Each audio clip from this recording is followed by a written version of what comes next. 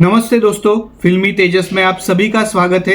और आज हम करने वाले हैं एक ऐसी मूवी की बात जिसमें प्यार भी है, देशभक्ति भी है और सनी पाजी का हाथ एक अल्टीमेट वेपन उस मूवी में था।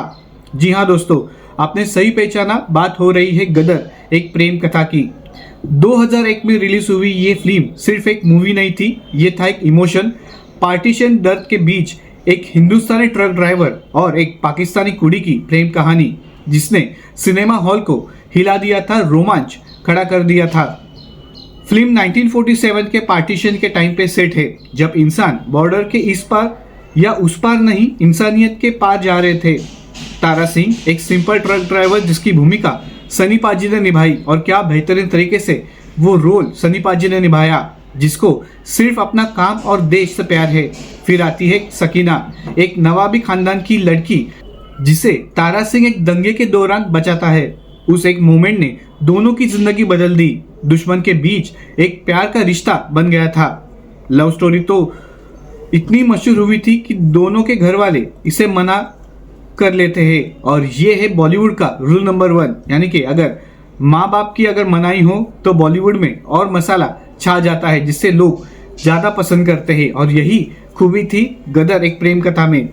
तारा और सकीना के बीच की केमिस्ट्री एकदम रॉ, इमोशनल और फिल्मी थी। सनी पाजी के डायलॉग्स, मैं तुम्हें पाकिस्तान से वापस ले आऊँगा, अभी भी गूज़बम्प देते हैं दोस्तों। अगर वही बात हम करें सकीना की, यानी कि अमीषा पटेल की, तो उन्होंने अपना इनोसेंट चार्म और इमोशनल रंग दिखाए थे। ये उनकी शायद दूसरी फिल्म थी जहाँ पे उन्होंने, दूसरी या शायद तीसरी हो सकती है, बहुत बड़ा कमाल किया था। आपको याद है, वो वही अमीषा पटेल है जिन्होंने कहो ना प्यारे मूवी में डेब्यूट किया था। और भारत के इतिहास में शायद ही ऐसी कोई फीमेल एक्ट्रेस रहेगी जिसने इतना धमाकेदार डेब्यूट किसी फिल्म में किया हो। और वही कंटिन्यू उन्होंने गदर एक प्रेम कथा मूवी में दिखाया था। मूवी का सबसे बड़ा स्ट्रेंथ था उसके बैकड्रॉप, पार्टीशन के दर्द, ट्रेन्स भरी हुई लाशों से लोगों के दर्द, सब कुछ रियलिस्टिकली दिखाया गया था। और दोस्तों सच कहता हूँ, जो ट्रेन का सीन था जहाँ पे लाशें आती है, वो बहुत रोंगटे खड़े कर देता है। मतलब असल में 1947 के दौरान ये जब हुआ था तो क्या लोगों के ऊपर गुजरी थी, ये सोच के ही रोंगटे खड़े हो जाते हैं, क्या दर्द उन्हें महसूस हुआ था। और इसी के लिए अनिल शर्मा जो इस मूवी के डायरेक्टर थे, उनको सलाम कि उन्होंने इस तरीके का मूवी बनाया जो ऑडियंस थिएटर में लिटरली रो रही थी, उनके बॉडी पे रोंगटे खड़े हो रहे थे। और ये होती है असली डायरेक्शन जो अनिल शर्मा जी ने निभाई थी, डायरेक्शन की जिम्मेदारी। अगर हम एक्शंस की बात करें तो भाई सनी पाजी के पंचेस ऐसे लग रहे थे जैसे अर्थक्वेक आए हो। लोग थिएटर में सीटियां मार रहे थे, मार तारा मार करके। मुझे अभी भी याद है कि सनी पाजी के कुछ डायलॉग्स है, उसमें तो एक all time best, all time favourite, all time legendary dialogue है, वो है हमारा हिंदुस्तान जिंदाबाद था, जिंदाबाद थे और रहेगा। ये आज भी गूज़बम्प देता है सबके बॉडी पे दोस्तों। अगर सीधे शब्दों में कहूँ तो action scenes over the top थे, लेकिन एग्जैक्टली वही ऑडियंस चाहती थी, देशभक्ति, पावर और इमोशनल का तड़का। इसके वजह से गदर सभी के दिलों में अपनी जगह कर बैठा था। और इसका क्रेडिट जितना स्टोरी को जाता है, सिनेमेटोग्राफी को जाता है, उतना ही गदर एक प्रेम कथा मूवी के सॉन्ग्स को जाता है। हर एक सॉन्ग लाजवाब थे। चाहे आप कोई भी सॉन्ग उठा लो गदर का, आज भी ये सॉन्ग उतने ही मीठे लगते हैं, उतने ही मधुर लगते हैं, उतने ही दिल को छूते हैं दोस्तों। चाहे वो उदित नारायण हो या नीतू सिंह, इन दोनों सिंगर्स ने गाए हो। फिर उसमें सगा आप ऊर्जा काले कावा लेंगे या मैं निकला गड़ी लेके, सभी के सभी आइकॉनिक सॉन्ग्स, उसी के साथ म्यूजिक था। मतलब वो टाइम ही अलग था दोस्तों, जहाँ पे रिंगटोन बजती थी, ना कि बाकी कुछ। जैसा मैंने आपको कहा कि तारा सिंह के कुछ डायलॉग्स थे इस मूवी में, गदर एक प्रेम कथा में, वो बहुत ही लाजवाब है। जैसा मैंने हिंदुस्तान जिंदाबाद कहा या सब दुश्मनी भूल के हम हमें अपनाएंगे, इस तरीके के डायलॉग्स जिस तरीके से डिलीवर किए ना सनी पाजी ने एज अ तारा सिंह, वो बहुत ही लाजवाब है। आज भी शायद कोई टक्कर नहीं देगा, इतनी फ्लॉलेसली उन्होंने डायलॉग्स, मतलब जिस तरीके से उन्होंने डायलॉग्स दिए हैं ना, वो बेहतरीन है, लाजवाब है।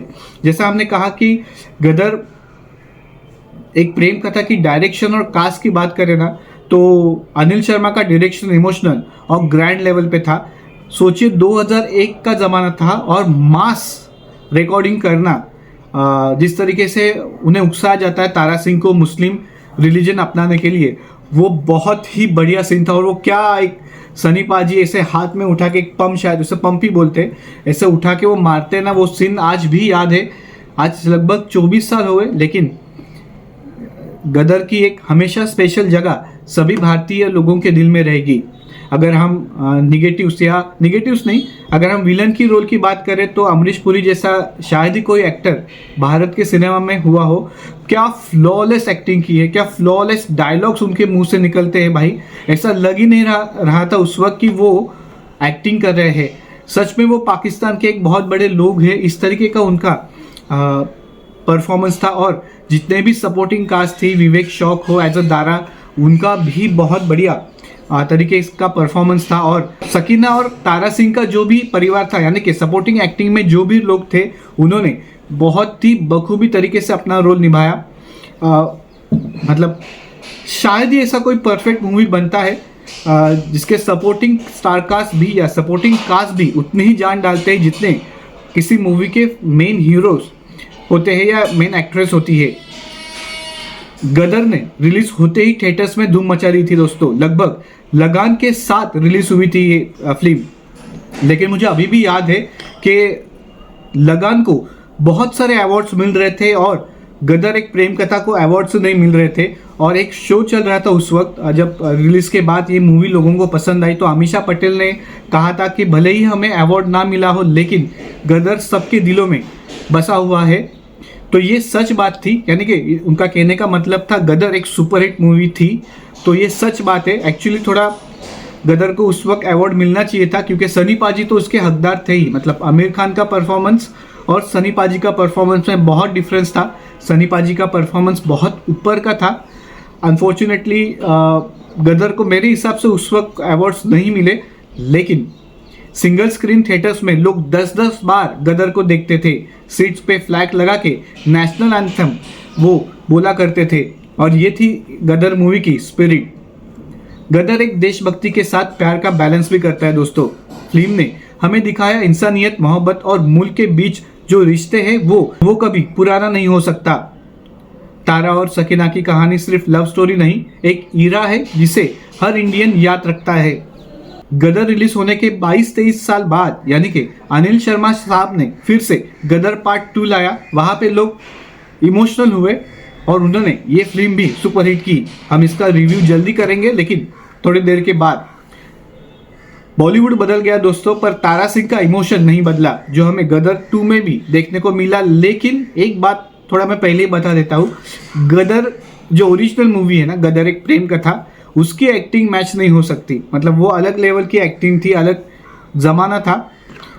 तो दोस्तों, गदर एक प्रेम कथा सिर्फ एक फिल्म नहीं, जैसा मैंने आपको बार बार कहा, एक महाकथा थी, एक लव स्टोरी जिसमें दर्द भी था, पावर भी थी और एक ऐसा मैसेज, मोहब्बत सरहदें नहीं देखती।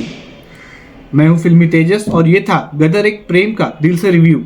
अगर आपको गदर एक प्रेम कथा मूवी का रिव्यू पसंद आया हो तो आप भी शेयर, लाइक, सब्सक्राइब और फॉलो जरूर कीजिएगा। तो दोस्तों, हम जल्दी गदर पार्ट 2 का भी रिव्यू करेंगे।